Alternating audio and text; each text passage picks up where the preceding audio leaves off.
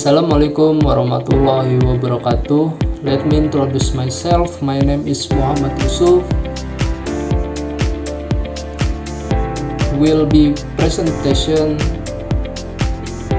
the internal audit course material control self-assessment. Pengertian control self-assessment. Control self-assessment atau CSA adalah suatu proses yang memungkinkan manajemen dan staf operasional secara proaktif menilai efektivitas sistem pengendalian internal dalam organisasi mereka. Control self-assessment merupakan metode evaluasi mandiri yang bertujuan untuk meningkatkan kesadaran risiko, memperkuat budaya kepatuhan, dan memastikan bahwa kontrol berjalan sebagaimana mestinya untuk mencapai tujuan organisasi. Control self-assessment bukan hanya sekedar audit internal biasa, tetapi lebih kepada pendekatan partisipatif yang melibatkan pemilik proses atau process owner dalam mengidentifikasi risiko dan kontrol yang sesuai dalam kegiatan mereka sehari-hari.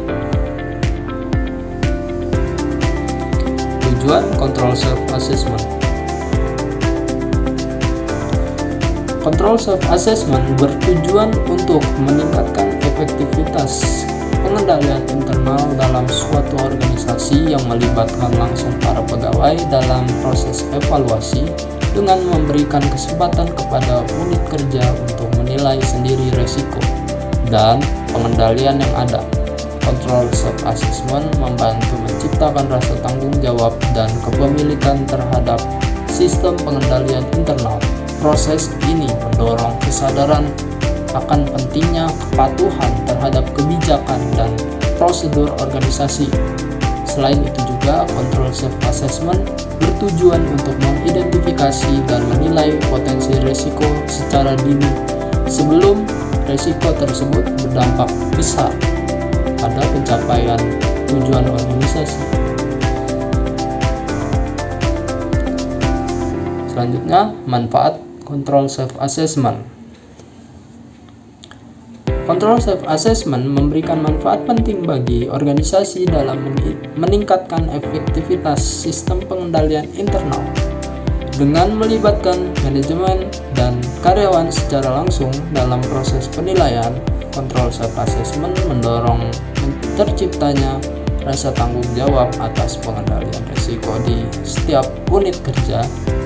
Hal ini memungkinkan identifikasi kelemahan pengendalian secara lebih cepat dan akurat, karena para pelaksana langsung terlibat dalam menilai proses yang mereka jalankan sehari-hari.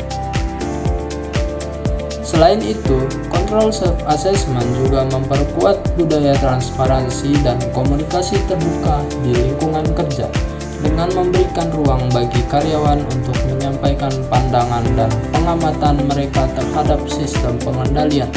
Proses ini menciptakan lingkungan kolaboratif yang mendorong inovasi dan perbaikan berkelanjutan. Selanjutnya, prinsip-prinsip dasar control self-assessment. Prinsip-prinsip dasar control self-assessment mencakup partisipasi aktif dari seluruh tingkatan manajemen dan staf dalam menilai efektivitas pengendalian internal dan proses bisnis. Proses prinsip ini menekankan bahwa setiap individu dalam organisasi memiliki tanggung jawab terhadap pengendalian internal, bukan hanya tim audit atau pengawasan. Dengan keterlibatan langsung, para karyawan dapat mengidentifikasi risiko, kelemahan sistem, serta peluang perbaikan secara lebih realistis karena mereka yang paling memahami proses kerja sehari-hari. Control self-assessment mengedepankan pendekatan kolaboratif, bukan hanya bersifat pengawasan dari luar, sehingga dapat meningkatkan rasa memiliki dan komitmen terhadap perbaikan sistem internal. Komponen utama control self-assessment. pertama di sini ada penilaian risiko atau risk assessment. Proses mengidentifikasi, menganalisis, dan mengevaluasi risiko-risiko yang dapat menghambat pencapaian tujuan organisasi dengan mengetahui risiko-risiko tersebut. Organisasi dapat menentukan pengendalian apa yang perlu diterapkan. Yang kedua, penilaian pengendalian internal, yaitu proses mengevaluasi apakah pengendalian yang ada sudah memadai dan berfungsi dengan efektif untuk memitigasi risiko yang telah diidentifikasi. Yang ketiga, partisipasi karyawan. CSA melibatkan karyawan dari berbagai tingkatan dalam proses evaluasi karena mereka memiliki pemahaman langsung tentang proses kerja dan potensi permasalahan. Terlibatan ini menciptakan rasa kepemilikan terhadap pengendalian internal dan meningkatkan akuntabilitas. Dan yang keempat, pelaporan dan tindak lanjut, yaitu dokumentasi hasil penilaian serta pengembangan rencana tindakan perbaikan terhadap kelemahan pengendalian yang ditemukan. Peran auditor internal dalam control self-assessment. Yang pertama, fasilitator proses CSA. Auditor internal membantu merancang dan memandu pelaksanaan CSA, termasuk menentukan tujuan, ruang lingkup, dan metode yang digunakan, misalnya seperti diskusi kelompok, kuesioner, atau workshop. Yang kedua, penasihat dan penyedia metodologi. Auditor internal memberikan wawasan mengenai best practice dalam manajemen risiko dan pengendalian internal. Mereka membantu menetapkan kriteria penilaian, indikator kinerja, dan tolak ukur yang relevan. Yang ketiga, penguji dan verifikator hasil CSA. Setelah proses CSA selesai, auditor internal memverifikasi hasil penilaian untuk memastikan bahwa data dan analisis yang dihasilkan akurat, konsisten, dan dapat dipertanggungjawabkan. Mereka mengidentifikasi kesenjangan antara hasil CSA dan kondisi nyata di lapangan, lalu memberikan rekomendasi perbaikan. Dan yang keempat, penghubung antara manajemen dan dewan audit. Auditor internal menyusun laporan hasil CSA untuk disampaikan kepada manajemen puncak atau komite audit. Mereka menerjemahkan temuan CSA menjadi rencana aksi yang strategis dan operasional sehingga bisa langsung diterapkan. Hubungan control self-assessment dengan pengendalian internal. Hubungan antara CSA dan pengendalian internal dapat dilihat dari bagaimana CSA bermanfaat bagi pengendalian internal perusahaan. Melalui CSA, auditor internal dan manajemen memperoleh gambaran atas kondisi pengendalian internal perusahaan. Dengan cara menilai dan mengelola risiko dan mengevaluasi efektivitas pengendalian internalnya sendiri demi kepentingan perusahaan itu sendiri, sehingga dapat disimpulkan bahwa CSA dari manajemen, oleh manajemen, dan untuk manajemen.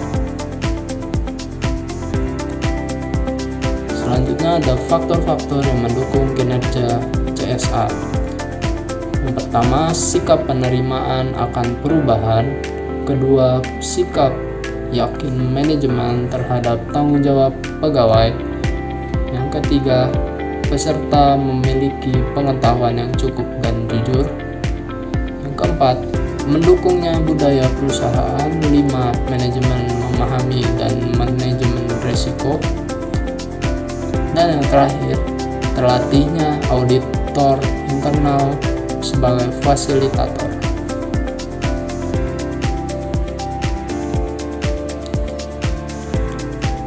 bisa dilihat tahapan pelaksanaan control self-assessment.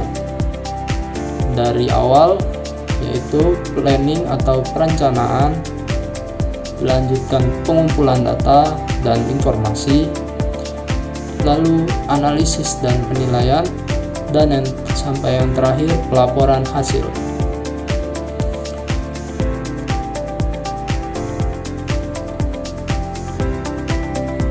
Metode control self-assessment.